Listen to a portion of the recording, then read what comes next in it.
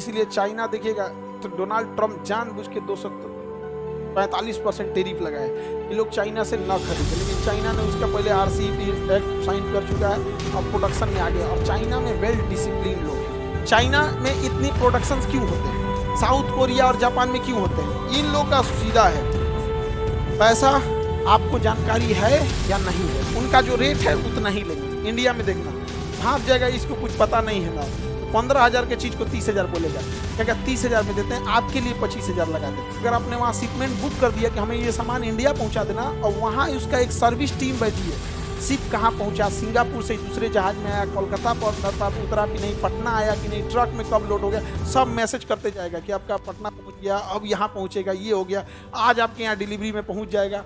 बहुत बेहतरीन। इसी वजह से दुनिया की सारी कंपनियां कहाँ भाग जाती हैं, चाहे वहां कोई अगर स्ट्राइक कर दिया ना, जेल डाल इसको। कौन ये तीनों ये नियम चाइना में भी फॉलो होता है, हांगकांग में भी होता है, ताइवान में भी होता है, कोरिया में भी होता है, जापान में भी होता है, बहुत बेहतरीन ढंग से। अपने यहाँ ये सब कोई मतलब नहीं है, अपने यहाँ बस पैसा कमाने से मतलब है।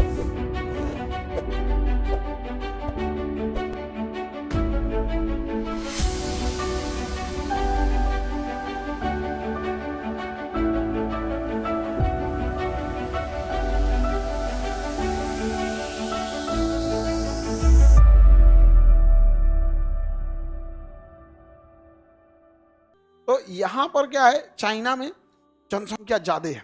अगर इसका इकोनॉमी क्रैश किया, तहस नहस हो जाएगा चाइना। समझा? इसका भी हाल कैसा हो जाएगा, रूस का। इसलिए चाइना देखिएगा तो डोनाल्ड ट्रंप जानबूझ के 245% टैरिफ लगाए ये लोग चाइना से न खरीदे, लेकिन चाइना ने उसका पहले RCEP एक्ट साइन कर चुका है और प्रोडक्शन में आ गया। और चाइना में वेल डिसिप्लिन लोग हैं। हमारे यहाँ केवल वैल्यू दिया जाता है पैसे का, जबकि वैल्यू 3 चीज की होती है, पैसा, क्वालिटी एंड टाइम। पैसा, क्वालिटी, टाइम, सर्विस, एक सर्विस भी होता है एक चीज में। ये चारों चीज हमारे यहाँ केवल और केवल वैल्यू पैसा का है।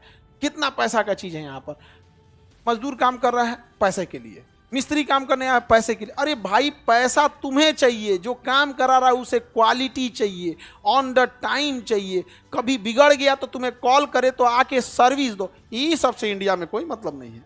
आप काम करा के देख लो, कोई नहीं कराना चाहता। ये वजह से एक ऊपरा बॉयज वॉशरूम में दीवार जोड़ा है टेढ़ा, मतलब मिस्त्री आया था तो दिखना चाहिए सीधा ना, तो ऐसे जोड़ के चल गया पटना में।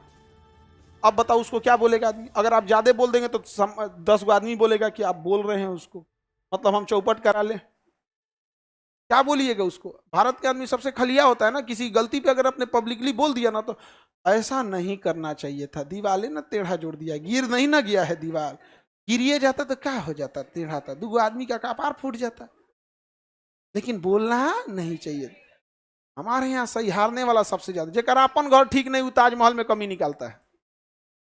सबसे ज्यादा दुनिया में जरतुआ अपने यहाँ पाए जाते हैं।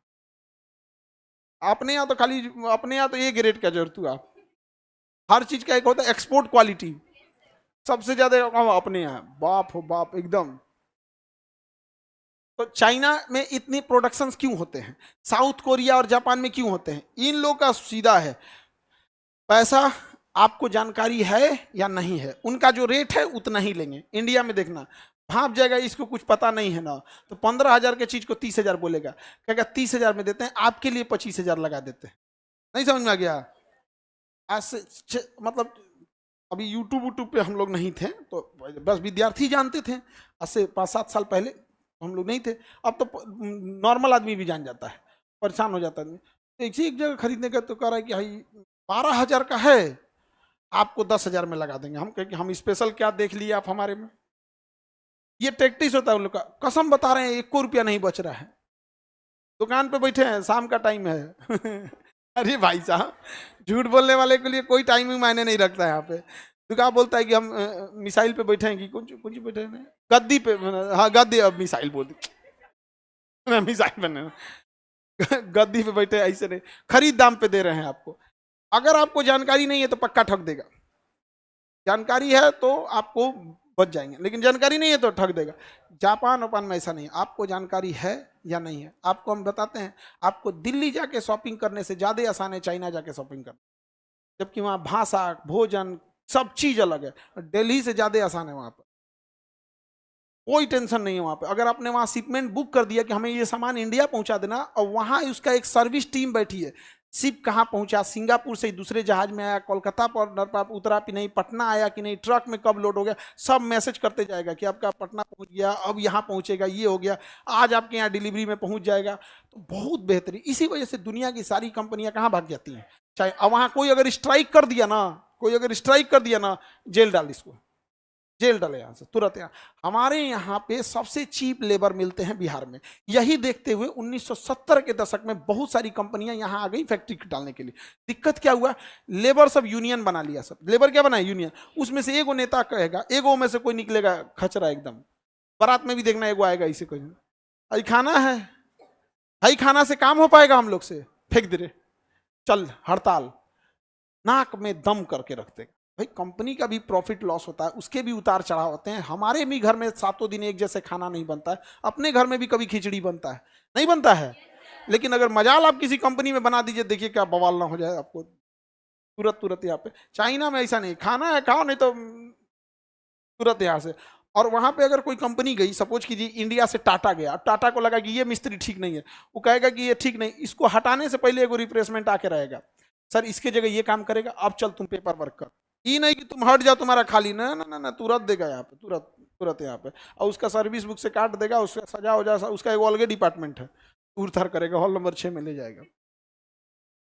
कौन ये तीनों, ये नियम चाइना में भी फॉलो होता है, हांगकांग में भी होता है, ताइवान में भी होता है, कोरिया में भी होता है, जापान में भी होता है, बहुत बेहतरीन ढंग से।